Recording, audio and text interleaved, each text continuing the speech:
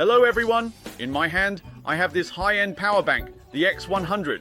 It comes from a high-tech company called Shenzhen Bianfeng Jiku Technology, which was established in early 2016.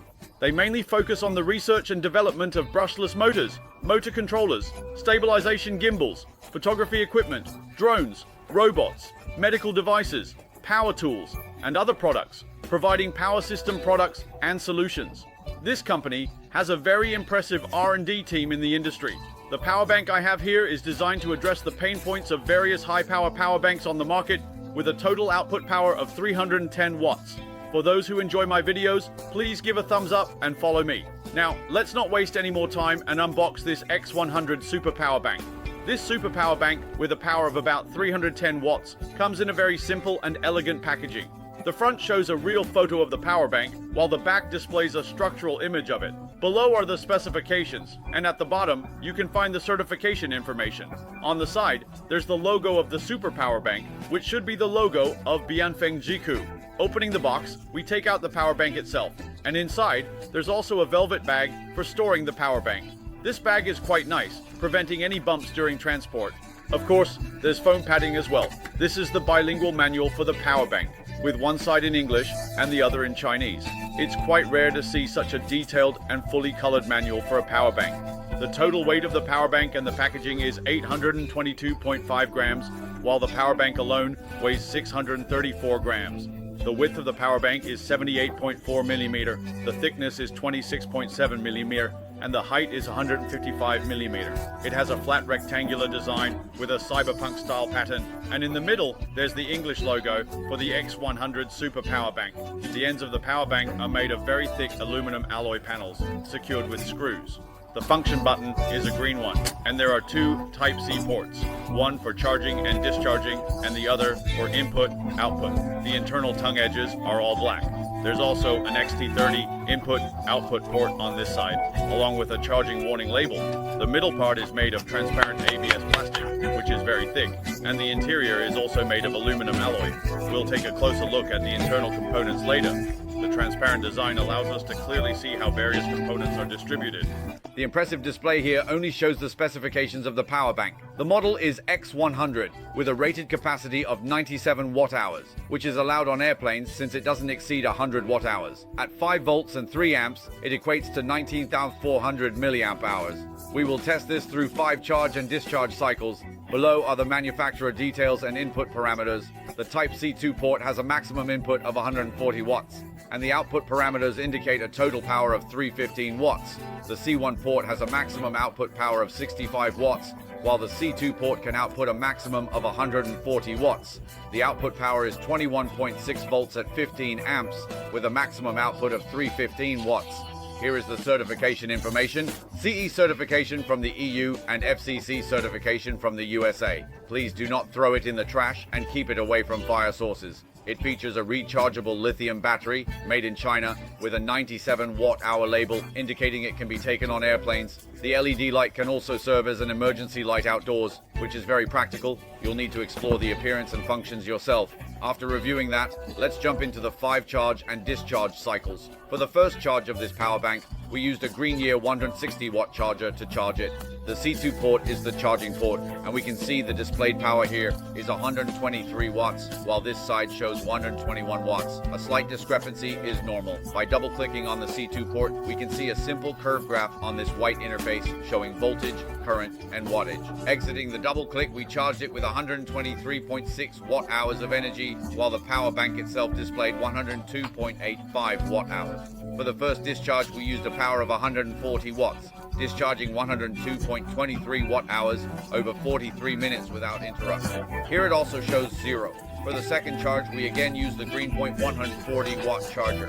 It charged 121.13 watt-hours in an hour and a half, while this side shows 106.76 watt-hours. For the second discharge, we used a power of 100 watts. During the first discharge, there was no interruption or shutdown, and it discharged 102.97 watt-hours over 1 hour and 2 minutes at 100 watts without any interruption. For the third charge, we used an High 100 watt charger.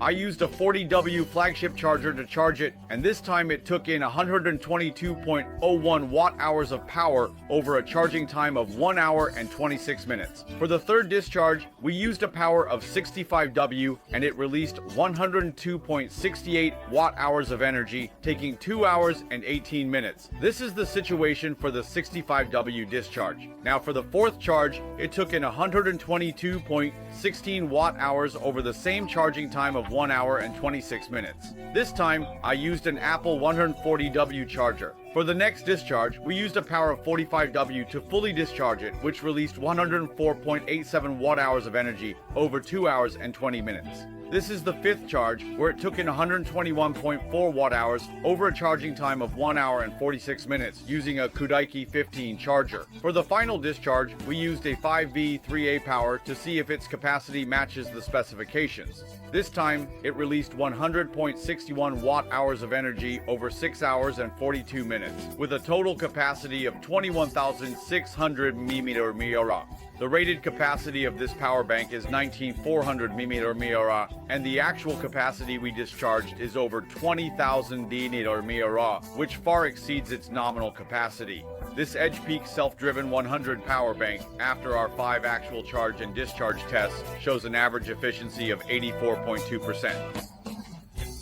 I'll make a chart for anyone who needs it. Feel free to take a screenshot. If we calculate its conversion efficiency based on the official rated 97 watt-hours, it's a bit exaggerated, over 100%. I'll create a chart for everyone to see. The average efficiency is 105.8%, which is a reverse exaggeration of the actual rated energy value of this power bank. We'll check the values marked on the telecom when we disassemble it later. This is the XT30 input-output port, which can discharge externally and charge internally. Using this port, multiple identical power banks can be connected in parallel to increase capacity or in series to boost voltage output. This interface is specially designed for drone and model aircraft enthusiasts with a maximum power of 315W. Let's test its discharge power. You can see that my load meter can only adjust to a maximum of 22V and 11A output. The load meter shows 260W, and if I adjust it further, it will display. The power protection mechanism only allows me to reduce the output to 260 watts to see if it can discharge all the power at once. At around 16 minutes into the discharge, the over-temperature protection kicked in, and the power bank's built-in temperature display showed 59 degrees, stopping the discharge after releasing 74% of the power over about 16 minutes. This full-color display is also a unique feature of this power bank. Let me briefly explain how it works. A short press of the function button turns on the display, and another short press allows you to select between LED, DC, or C1 and C2, along with the main battery level display window, which has a total of 5 functional display modules. When the cursor moves to any module, we can double-click the function button to enter it. For example, in the battery level display module, double-clicking takes us to a menu where we can see the voltage and current of each cell, the time needed to fully charge, and the time required to completely discharge this power bank. Below that, we can see the charging current for the DC port, the total watt-hours of power, the core temperature of the power bank, the number of cycles, and its health status. This window allows us to check the health status of each cell and the overall health, which is a very practical feature that I haven't seen in many other power banks I've tested. Another feature is the forced C2 port discharge function. When we charge 2 power banks together, often when we plug it in to charge, it ends up charging the other one instead, and we have to plug it in multiple times. This one is different. We can turn on the forced discharge function for the C2 port. We move the cursor to the C2 port settings and long press to activate the forced discharge function. When we plug into the C2 port, it discharges directly, making it much simpler. This is a feature that many power banks lack.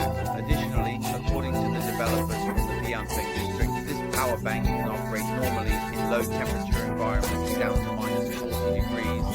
In very cold places, many power banks freeze and won't turn on, but this one has a dual port parallel self-heating function. This means we can directly connect the 2 ports, C1 and C2, with a data cable, allowing it to self-heat. This feature is very practical in the harsh winters of the north. Also, this power bank is waterproof.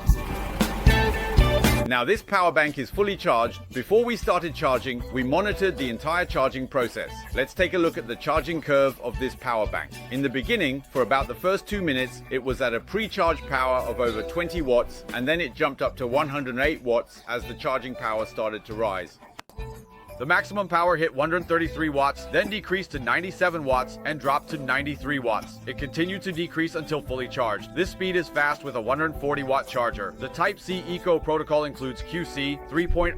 Huawei FCP supports 5V, 9V, 12V. Huawei SDP supports 5.5, 10V. Samsung AFC supports 5V, 9V. PD 3.0 has a 65W mode, and PPS has 3.3, 16V, and 3.3, 21V. QC3 supports 5V, 9V, 12V. Huawei FCP supports 5V, 9V, 12V. Huawei SCP supports 3.3, 10V. Samsung AFC supports 5V, 9V, 12V. PD 3.1 supports 140W, EPR, PPS, QC5. PPS has 3.3, 11V, and 3.3, 21V. Huawei FCP 5V, 9V, 12V at 24W. SDP 5.5 at 10V at 30W. Samsung AFC 5V, 9V at 18W. PD 3.0, 65W. PPS 3.3 at 16V at 3.25A. 3.3, 21V at 3A. DCP Apple. 4. Basic modes. QC3, 5V, 9V, 12V, 3.6, 12V. SCP 3.3 to 10V at 25W. Samsung AFC 5V, 9V, 12V at 18W. PD 3.1, 140W. EPR, PPS, QC5. Fixed 20V at 5A for 100W, PPS 3.3 to 11V at 5A, 3.3 to 21V at 5A, EPR 28V at 5A for 140W, ABS 15 and 28V for 140W, Charging Honor 90 GT, 13% battery, shows fast charging, not 100W, tried cables, no 100W indicator, max power 49W for 20 mins, then 12W up to 90%, decrease gradually, total charge time 1 inch, 24 meter, SCP and PPS conflict, used SCP, not PPS. Officials should remove unnecessary protocols, keep PPS. After Charging Honor SG, 82% battery left, try charging again, power bank Kutaiki, number 10. The 140W EPR, PPS, and QC5 PD 3.1 have fixed modes with 5 maximum settings.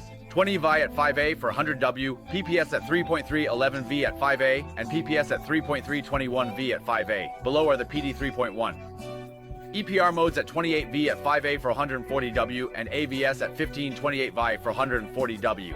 The DCP and APP 2.4 are basic power modes. We're using this Type-C port to charge the Honor 90 GT, which currently has 13% battery left and can display super fast charging, but it doesn't show the 100-watt indicator. I tried several cables, but they all show the same issue with super fast charging not displaying the 100-watt indicator. The phone has completed charging, and looking at the charging curve, the maximum power was only 49 watts, which lasted for 20 minutes, and then it dropped to 12 watts, while charging up to 90%, gradually decreasing until fully charged. The total charging time was 1 hour and 24 minutes. It seems that the charging protocols SCP and PPS are conflicting. It was using the SCP mode and not switching to PPS. I hope the officials see this video and remove the unnecessary protocols, keeping only PPS. After charging the Honor SG, there was still 82% battery left, so let's try charging again. This power bank is the Kutaiki number 10.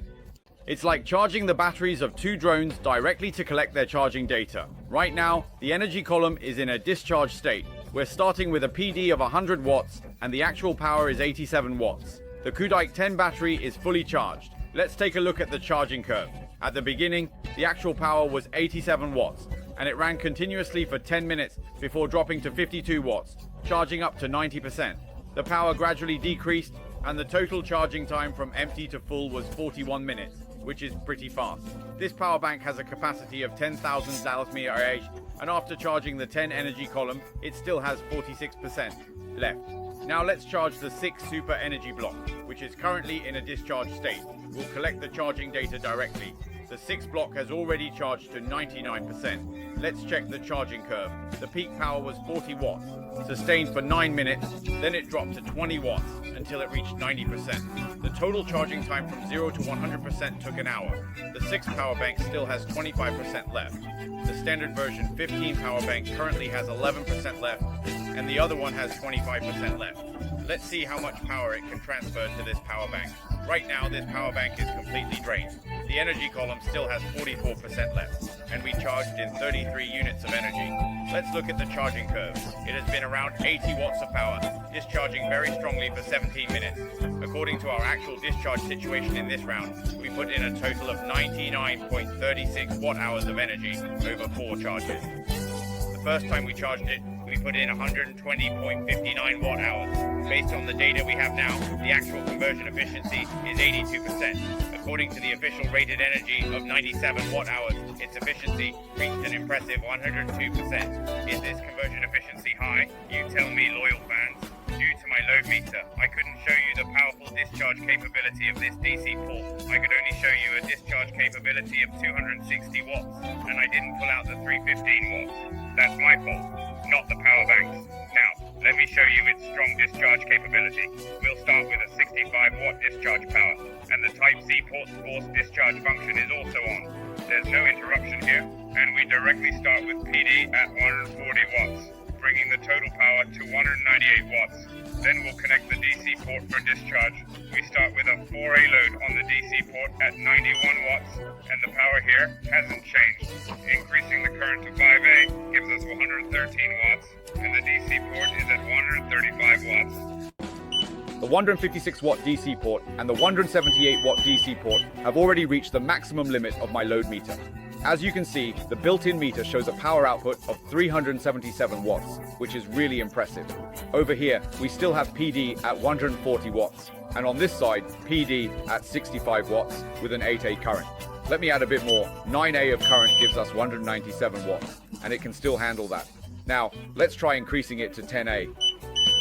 The system starts by drawing 218 watts of power. It then increases to 237 watts, maintaining this power level. Finally, it draws a steady current of 12 amperes. At 256 watts of power and 276 watts of power, the total power here is already close to 500 watts, with a total output of 466 watts.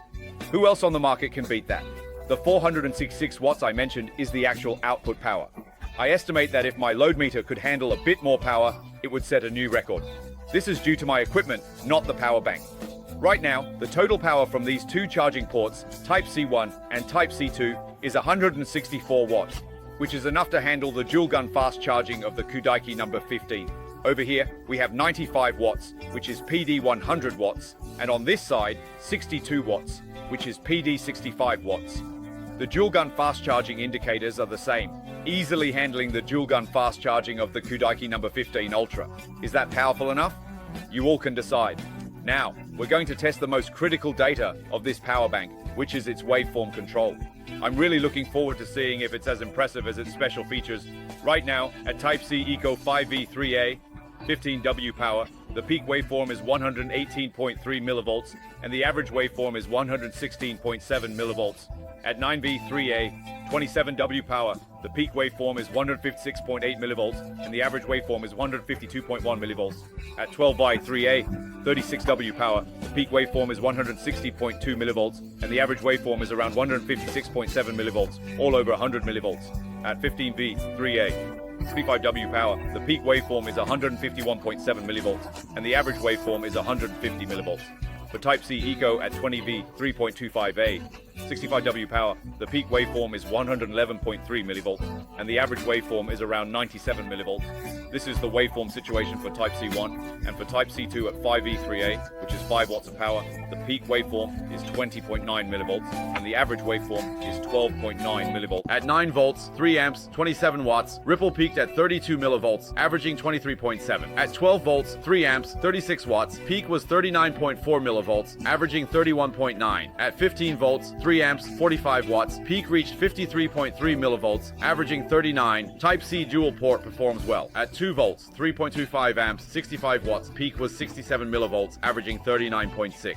At 20 volts, 5 amps, 100 watts, peak was 71.2 millivolts, averaging 54.1. Charger handles up to 28 volts, 5 amps. At 140 watts, peak reached 304.3 millivolts, averaging 279.4, exceeding 200 millivolt standard. Previously, Honor 90 GT underperformed. Now, Honor 100 supports Type-C2 charges. At 140 watts, the peak voltage ripple reached 304.3 millivolts, with an average ripple of about 279.4 millivolts, which already exceeds the 200 millivolt standard. This is the voltage ripple situation at the maximum power of 140 watts. In the previous discharge tests, the Honor 90 GT didn't achieve very high power. Now let's take a look at the Honor 100's performance. First, we plug in the Type-C2 port to start super fast charging, and the actual power is only around 18 watts. Checking the Type-C1 port for super fast charging, the power is also only around 18 watts. There are too many protocols written, which actually backfires. This phone is the Vivo Z9, which supports PPS at 33 watts and can activate Vivo's fast charging.